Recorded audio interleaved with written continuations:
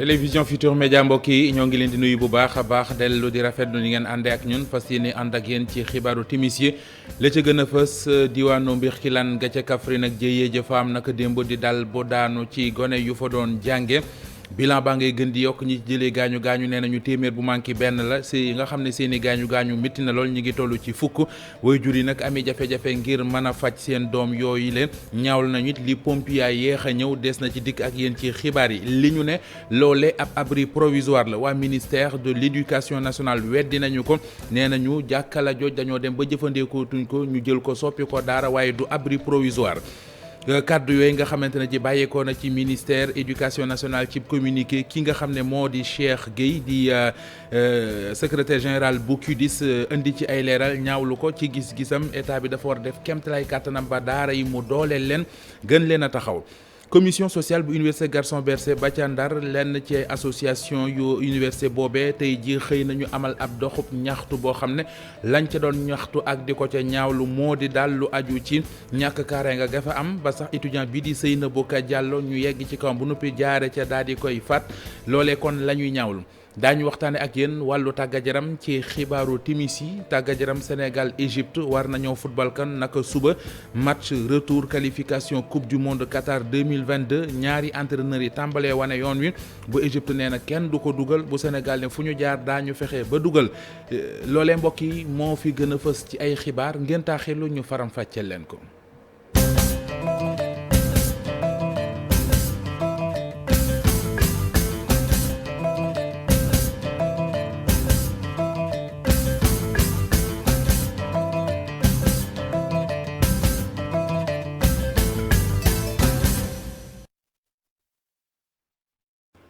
dellu leen nuyu dellu rafetlu ànd bi ak télévision Futurs Médias ni ñu ko junjëwoon ci bopp bi rek la ñuy duggee ak yéen ci yàkkali gi doore xibaar rek la xew démb ca Mbirkilaan ga ca Kaffrine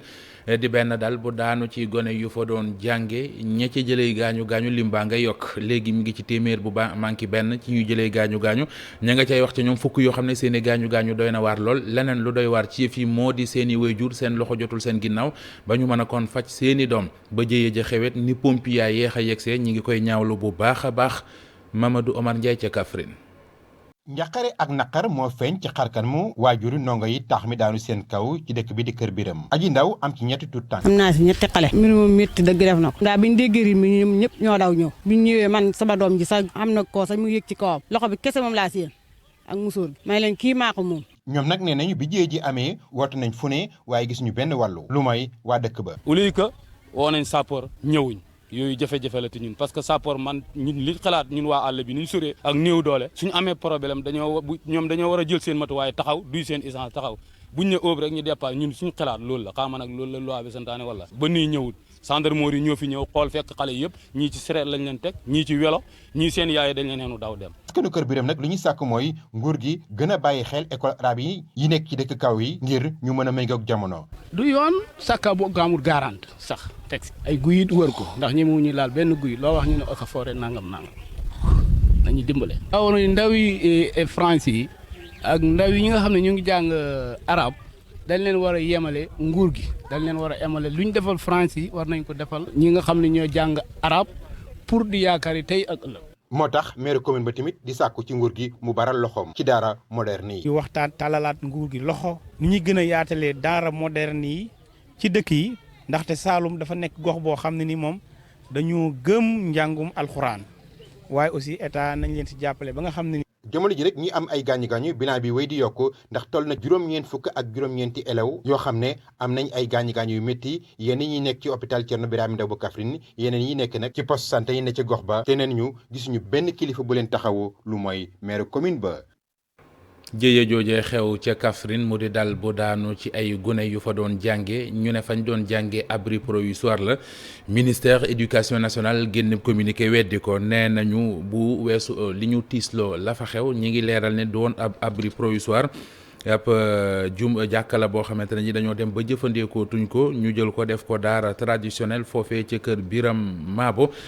mu di kàdduy leeral yoo xamante ne ji ci ab communiqué la ñu ko dëxëñ waaye ay kàddu la yooyu it kii di secrétaire général bu CUDIS di Cheikh Gueye moom rafetlu ko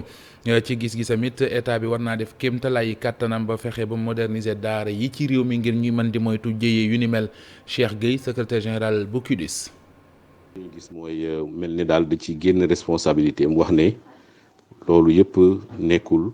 loo xamee ni aju na ñoom ci seen responsabilité mu doon nag loo xamee ni dañ koy ñaawlu ndax dañoo war a xam li nga xamee ni mooy seen responsabilité xale bu juddu ci réew mi am na droit ñu yar ko ci système boo xamee ni état bi reconnaître na ko ak beneen système boo xamee ni sénégalais yi yëkkati nañ ko surtout système boo xamee ni nag moo fi jiitu beneen école bi nga xamee ni tubaab bi moo ko fi indi kon nag système boobu dañ ko war a toppatoo dañ ko war a saytu dañ ko war a jàppale ñàkk koo jàppale moo tax li xew nii xew kon nag ñoom buñ ci réagir war nañ ci wax yeneen façon wax yu dul yi ñu ngi koy ñaawlu bu baax a baax. commission sociale ba ca université Gaston Berger bu Ndar ak lenn ci association yu nekk ca joojile daara tey jii xëy nañu amal ab doxub ñaxtu lañ doon ñaxtu moo di ñàkk kaarange gi ñuy dund ca daara ja firnde rek tàkk biñ ci joxe mooy xale bu jigéen ba ñu fa faat bu yàggul di Seynabou Diallo yegg ci kawam bu noppi faat ko ci anam yu ñaaw tax gaa ñi bëgg ñu gën a taxaw ci kaarange gi ca joojile daara Awa Diarga Faye la ñuy wuyoo mooy porte-parole étudiants yi ñu déglu kook Ousseynou Diop. dañu décider def marche bi pour non seulement wone insécurité bi nekk ci campus bi mais pour xeex lii mu dagg fi ay jigéen lañu dañu ñëw pour jàng ay jigéen lañu dañu ñëw pour siggi suñuy parents dañu ñëw pour suba diriger pays bi nii alors duñu accepter benn yoon seetaan wala noppi ci la xew ci campus bi boo ñëwee pour jàng nga ragal nooy def pour ñu jàng dañu soxla tranquillité pour ñu jàng dañu soxla épanouir donc moo tax ñu décider tey def marche bi nii. dañu def marche bi pour rendre ko hommage parce que après tout dafa ñëw pour jàng pour bégal ay parents pour def lépp donc tey mënuñu noppi bañ a def marche bi nii moo tax on a jugé nécessaire de faire cette marche. war a dagg université bi dafa war a am sécurité moo tax tey ñu décider def marche bi pour lancer un appel en tout cas à tous les autorités ñu xam ne sonn nañu. soxla nañ sécurité. xel dalul am na ñoo xam ne dañuy tëj seen néeg à 20h am na ñoo xam ne mënatuñ sax dem UFR pour réviser ndax lan dañu ragal génn ñu agressé leen dañu ragal génn ñu rey leen donc lii dafa war a dagg une bonne fois. yalwaankat yi Niger yi woon ci réew mi te ñu roñ leen dugal ci avion delloo seenum réew kilifay Sénégal yi def loole tey lañu ci gën a taxaw ngir xeex yalwaan ci réew mi ci gis-gisam ak fa ñu taxaw mooy yalwaan dañu ko encadré maanaam du ku neex rek taxaw fa la neex di yalwaan boole ceekit gune yi ñuy jëfandikoo di leen exploité lu war a dakk la ñi ngi taxaw def seen kéemtalaay kàttan ngir lijjanti yalwaan gi ci réew mi Alhassane Ba Mohamed Sow Dieng. Nathalie ngeen di gis wane ni am na lu soppeeku ci xar kanam buñ ko méngaleeg fan yi weesu nga xamante ni nigérien ñoo fi nekkoon ñoom nag jot nañ leen delloo ci seen réew. nekkoon na loo xamante ne neexuloon a gis te tamit bokkul ci li ñongal dignité doomu aadama maanaam ngoru nit donc moo tax ba ñu yëgee situation bi ñu ko gisee ñu jël ci ay mesures mais mesures yooyu ñu jëloon nag dañ ko jël en concert avec responsable nigériens yi fi nekk. au niveau local ensuite bi ñu demee au niveau central suñu kilifa yi tamit en concert avec état nigérien. gouverneur dañoo ànd ak moom ànd ak le préfet de Dakar ànd ak sous-préfet de Dakar ñu taxaw temm yéen ñi tey jii ba ngeen yoree seen caméra war ngeen gis ni fi mbaar nekkoon fi ñi nekkoon lépp dindi nañ ko bale ko raxas ko ba mu set delloowaat taaru Ndakaaru taar ba mu amoon. di wax nigériens yi nag am nañ droit dugg.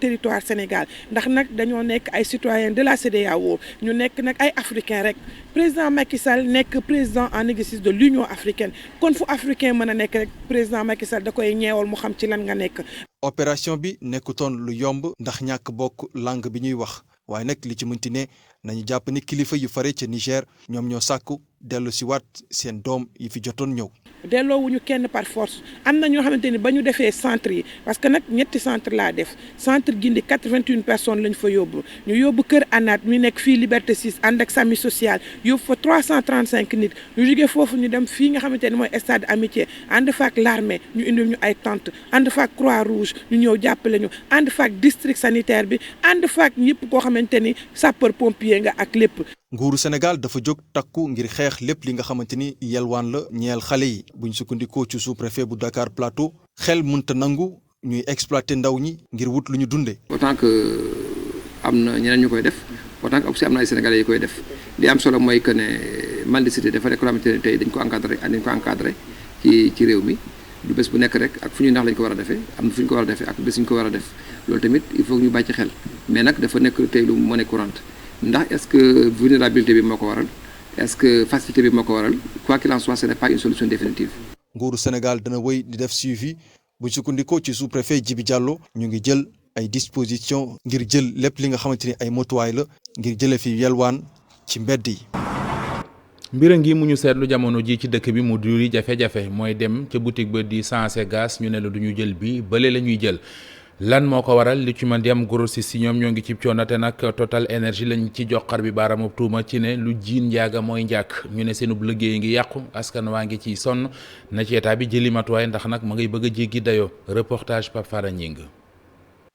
ay jalu bouteille de gaz yu vide ci couleur bu ne ñu daal leen teg fii li ko waral moo nekk problème weccoo li nga xam ne moo nekk lii di bonbon yi gérant yi nag di joxoñ baaraamu tuuma kenn ci ñi nga xam ne ñoo nekk marketeurs yi jàpp nañu dysfonctionnement bi yëpp moom moo ko waral. ne Total moo le fondement du problème boo boolee l'ensemble des bouteilles de Total yi nga xam ne ñoo fa nekk ça fait presque plus de 200 000 bouteilles mu ne léegi ok léegi kon donc société bu nekk danaa jënd ci yow 10 000 bouteilles 10 000 bouteilles par 4 ñaata la ça fait 40 000 bouteilles sur 200 000 bouteilles kon donc ça reste presque 160 000 bouteilles yoo xam ne tey mu ngi toog entre Puma Touba Gaz Lobu Mame Diarra et Ola Énergie loolu moo war a daanaka rupture bi parce que dem na ba finalement Puma mu ne léegi bouteille Total bu mu ñëwati usine am Lobu Mame Diarra Touba Gaz ak Ola ñëpp accompagner ko ci fekk ko ci. lépp 200 000 bouteilles de gaz yoo xam ne dañoo vide nekk seen loxo ñoom gérant yi ñoo am jafe-jafe ngir nag daal koy jébbal ñii di clients yi charretier yi ngeen di gis ci suba ba léegi ñu ngi taxaw fii ngir am gaz bu ñu yóbbu. amul waaw vraiment ñu ngi toog di ko xaar te nii lay demee nag yàgg na ay weer boobu ba léegi ñu ngi koy xaar mais da ngay gis ne situation bu doy waar daal lañ nekk xaw ma nag nan la demee. mais ñu ngi toog di xaar te chaque jour nii la ñuy nekkee parfois sax nga toog ba ngoon doo am gaz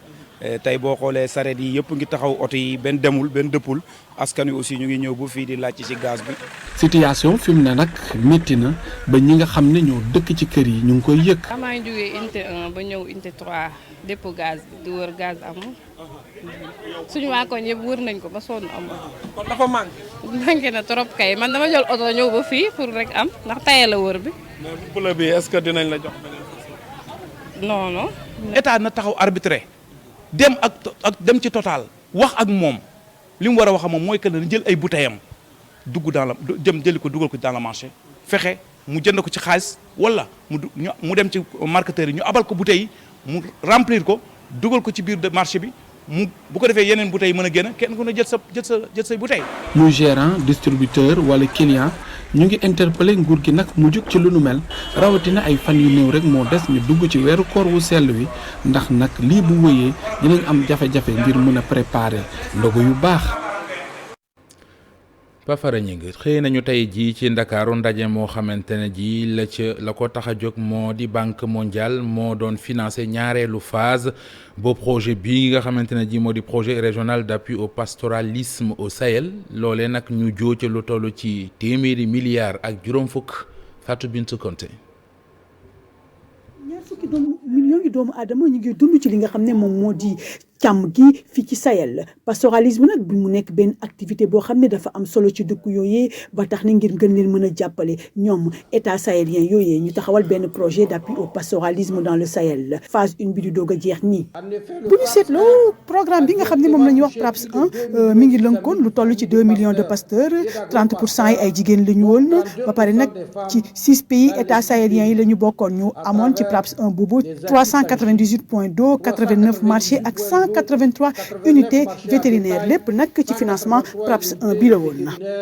ay nit ñu bari bénéficié woon ci projet boobee fii ci Sénégal ay pasteurs yu bëri jotoon nañ cee am ab wàll. ñun dañuy wax ne njëriñ bi ñu gis ci PRAPS lu tax ñu ne yàkkanti woon nañ bés bi tey njëriñ bi ñu Paransa defal Paransa du jeex réseau Kaffrine ba faw ndax fi mu ñu fekkoon ak fi mu ñu yóbbu dañ ne njëriñ bi mu bu fa jeexaloon tey tamit njëriñ bi mu fay bàyyi day law ci àddina bi ba faw. première phase boobee jeex ñu dugg ci second projet bi nag tey lañ ko lancé muy PRAPS 2 mu war a toll ci durée bi di 6 ans ñu financé ko 215 milliards de francs CFA par la Banque mondiale. satisfaction bañ ca am moo tax président pays yooyu ma tudd léegi ne nañ weesu fii léegi nag ñu am beneen projet ak Banque mondiale boo xam ne volume de financement bi yokk na jóge na 248 millions de dollars ñëw léegi 315 millions de dollars mu tolloog presque lu tolloog 215 milliards de francs CFA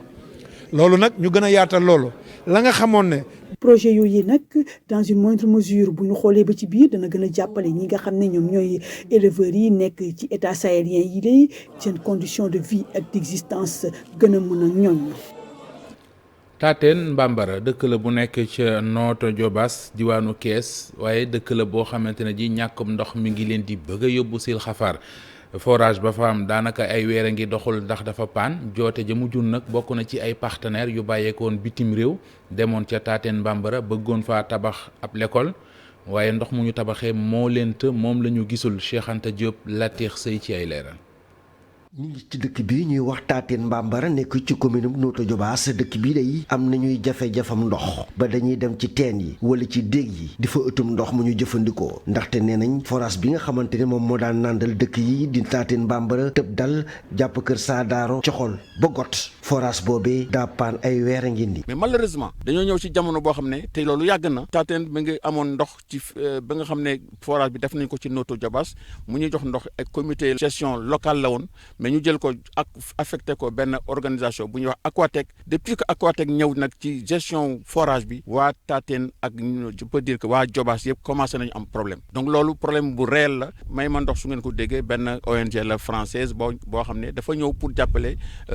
école bi mu mën a am classe su ngeen xoolee ci sama ginnaaw gis ngeen ne am na jàllu suuf am na jàllu xeer am na bâtiment bu bëgg a jóg mënul jóg parce que nit ñi depuis 10 jours a ngi ni commencé nañu liggéey bi mënuñu am ndox guddi mënuñu am ndox bëccëg su fekkee ne population bi amul ndox mooy nit ñi sàngatuñu. Tateen Mbambara sonn na ci trop suñu doom ñi tamit sonn nañ ci mbaam ñi sonn nañu fas yi sonn na jigéen ñi sonn nañu xale yi jàngatuñu waxtu. loolee tax nag benn partenaire jóge woon tugal di Claudine Poyfa doon jàppale école bi di sàkku nag ci kilifa yi ñu taxaw bu baax askan wi yeewoo ci dëkk bii di Tateen Mbambara sonn nañu manque ak ndox gi nekk fii ci Tateen Mbambara ak dëkk yi ko wër dey bu ñu ci jógulee dina indi jafe-jafe bu tar ci dëkk yi loolee di kàddu yi nga xamante ne chef de village bu Tateen Mbambara rotal na ko. PACAO di programme boo xam ne dañ koo teg ngir gën a dooleel wàllu compétitivité ci dënd ba Afrique de l'Ouest fas na yéene dolli dooleem ci wàllu mango ji ak wàllu soble si fële ci diwaanu Casamance bu ñu sukkandikoo ci kàddu yi leeral yu bàyyeekoo ci Oulimata Sarr Fall mooy coordonnatrice nationale bu PACAO Sénégal ci tournée nationale bu mu doon amal ba jaaroon diwaanu Kolda fa la yëkkatee yooyu li kàddu ñu teewlu ko ak Abdoulaye Diallo. boo xam ne Union européenne daf ko teg pour jàppale koom-koom Sénégal jaarale ko ci ñaari fànn muy soble ak mango jàppale baykat yi nekk soble ak mango parce que yaakaar nañ ni bu leen jàppale ak nit yu bëri ñi nga xam ne ñooy yëngu ci secteur yooyu Sénégal dina mën a jëm kanam waaye jàppale boobu mu ngi tàmbale ci organiser producteurs yi ñaax leen ba ñu mën a booloo liggéey ensemble bu ñu booloo liggéey ensemble ñu mën leen kàttanal pour ñu gën a mën a jaay fii ci Sénégal ak bitim réew ñun nag ñu ngi door a ñëw fii ci Casamance naturelle tey ñu ngi Kolda parce que programme balaa ñuy commencé di def dara fii ci Kolda fii ñu njëkkee mooy ñëw nuyu autorités yi ñëw nuyu tamit service technique yi pour xamal leen projet bi. waxtaane leneen ci xibaaru timis yi wàllu tàggat yaram waaye ci weneen anam Coupe d'Afrique bi nga xamante ne ji Sénégal gagné na ko am fii ci réew mi koo xamante ne ji ku ca taqe la ngir def lu mel ne noonee coupe bi mel mu di lool boo leen gisee amaana sax da nga leen di jaawale waaye da koo defaraat toppandoo ko di liggéey bu mucc ayib boo xamante ne def na ko kooku mooy kan fan la nekk fan la jaar ba liggéey lu ni mel Abdoulaye Cissé seeti woon na ko. ñaari coupe yi benn bi CAF la sant Confédération africaine de football beneen bi Thiam la mën a sant ndax ci xeli Pape Makhtar Thiam lañu ko xelte defaree ko ci atelier yi fii ci Kër Massar mu jublu woon ci sargal gayndey Sénégal yëkkati pot bi ci final CAN 2022 moom Pape Makhtar Thiam xel mi day faral di xel ci lu bari ndax nekkoon na fi meilleur artisan savoir-faire bu Sénégal ba tax na bi ñu dégtalee Coupe d'Afrique des Nations bi mu ne faw mu am lu mu ci xelti ci xel mi. symbole la ci Sénégal ndax avant Coupe d'Afrique bi la ñu ko liggéey yàlla dogal Sénégal jël Coupe d'Afrique bi te soo gisee ni ñu ko liggéey dama ko liggéey teg mu niroog Coupe d'Afrique bi wala mu dàq ko. li mu ci jublu it ci mujjanteel mooy màggal atub Sénégal bi ñu yëkkatee pot bi te loolu xëy na bu ku nekk yoree sa coupe bu ndaw sa kër ba ilaa yow mi diini dootuñu ko fàtte danañ fa jaare it xëy na jàppale artisan biir réew mi. Sénégalais dañu am xarañte ci wàllu création mais dafa des ci wàllu reconnaissance bu baax a baax parce que tey soo nekkee bitim réew di liggéey lu mu mun di doon lu mu tuuti ci ngay ëpp reconnaissance bi nga nekk sa réew mais dañu soxla xaalis bu takku pour mën a accompagner Sénégal ak Afrique ci wàllu création parce que su artisans yi ñu nekkal ci Afrique xam nañ ñun en personne suñu niveau ci wàllu création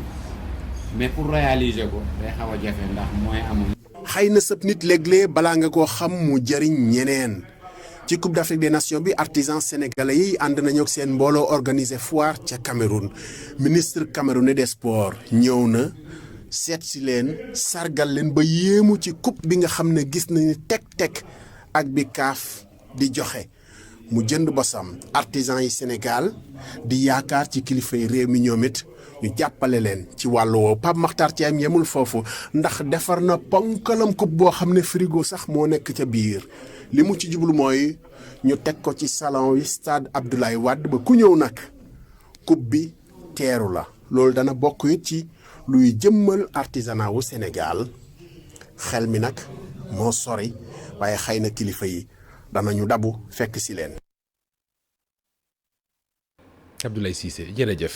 des ba léegi ci match Sénégal ak Égypte bi ñu war a football suba ci tàkkusaan ñaari entraîneurs yi kenn ku nekk yaa ngi wane sa bopp bu Égypte ne danañ góorgóorlu ba duñ leen dugal bu Sénégal ne fu ñu jaar daañu ñamaat camp yu Égypte yi mu di Aliou Cissé ma wax loole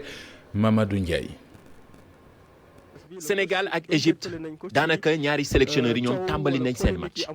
Aliou Cissé moom xam na ni fi mu ne nii foog mu gën a yokk doole yokk taxawaay bu am solo ci milieu terrain bi ngir rek jàkkaarloog égyptiens yi ndax moom jàpp na ni ñoom dañuy défendre bu baax. retard boobu nga xam ne am nañ ko Égypte fële ci Caire ñu mën ko rattraper maanaam vraiment dugal ñu teelu dugal continuer di jouer match bi espérer vraiment dugal ñaareelu but bi. xam nañu Égypte xam nañu seen capacité xam nañu talent yan lañu am mais je crois que tey ñun suñu objectif numéro 1 comme ni ma ko waxee sànq ci kàllaama nasaraan rek mooy qualifier coupe du monde te tey am nañu opportunité def ko ci suñu réew def ko ci suñu public bi def ko ci suñu stade bu bees bi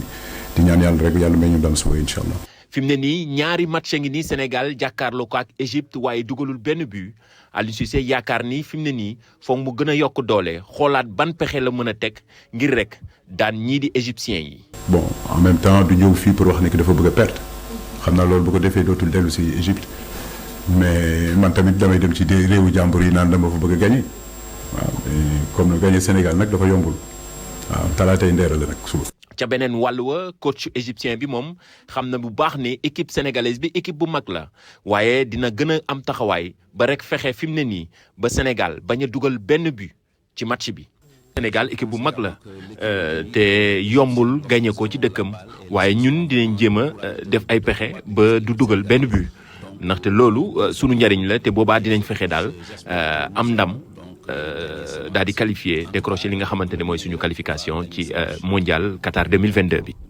bés bi nag bés bu am solo la fas yéene bokk ci histoire wala taarixu réew mi Aliou Cissé ne public bi buñ ci amee beneen taxawaay. jàpp na ni gaynde yi dinañ am beneen qualification mu nekk seen ñaareelu qualification yu tegloo ci coupe du monde bi fas yéene am fële ca Qatar ci atum 2022 bi. Saliou Touré mooy entraîneur bu Renaissance sportive bu Yoff li mu gis ci match bi ñu war a football suba wax na ko Cheikh Sadibou Diarra. dóor mbaa toog loolu mooy xaar Sénégal ci barrage retour bi dox digganteem ak Égypte ba tax na faaw mu song ko ngir wëlbati score bi. amatuñu droit leneen lu dul xool ni ñu koy lijjantee mais li ñu yor ci ay footballeur individuellement ak équipe bi fu mu toll Sénégal war na ci mën a génn tey jii li ñuy joué à l'aller mooy maanaam dajale ay milieu terrain yoo xamante ne xëy na récupérer lañ gën a mën ko yóbbu bal bi ci kanam tey jii loolu day jeex waaw tey di fokk ñuy attaque waa ji jëm ko dugal bit football amul len looy def te amul risque c'est pas possible tey on est obligé ñu attaquer leen song leen dugal leen bit dafa ñu song leen ba pare na bàyyi xel ci ginnaaw waaw bañ a jël but Aliou bii yoon moom dina def changement pour vraiment ñu mën a attaquer waaj parce que keroog boo xoolee suñu attaque bi pratiquement dañoo wéetoon trop milieu yi mën nañ récupérer mais duñ dem fenn donc tey jii ñu ñuy recevoir amuñu droit nekk ci ginnaaw c'est pas possible. ci tànneefu joueur yi ñu ngi xaar ci Aliou Cissé ay coppite. parce que tey jii Sabaly mënuñu ko woo cadre la te mu ëpp compétition mu ñu football temps fan yëpp nga jàpp ni li football final bi mooy joueur c'est pas ça man d'accord ma ci loolu. pour man Bouna Sarr dafa war a xaar football moom ku ci nekk forme du moment moom ngay dugal comme Pape Gueye dafa war a teel a dugg waaye fan yi mu ngi toj Marseille pour man Ismaïla Sarr dafa war a ñëw comme 12e parce que fan yi nekkagul ci forme carrément c'est bon c'est vrai que ñi may wax ni ay joueurs yu baax lañ mais nekkaguñu ci forme. ak lu mu mënti def gaynde yi war nañu gën a efficace ci attaque bi ba dugal Égypte bi nga xam ni 2 téeméeri simili mu ngi nii mu tëleen mu doon jafe-jafe bu njëkk bu ñu war a saafara. 20h ci la xibaar yi dellusiwaat ci télévision Futur Média ci tubaab ak Chérif Cheikh Ahmed Tidiane Diop jaa ngeen jëf mbokk yi yàlla nañu yàlla dooli jàmm ñu fanaan jàmm ba suba ak jàmm.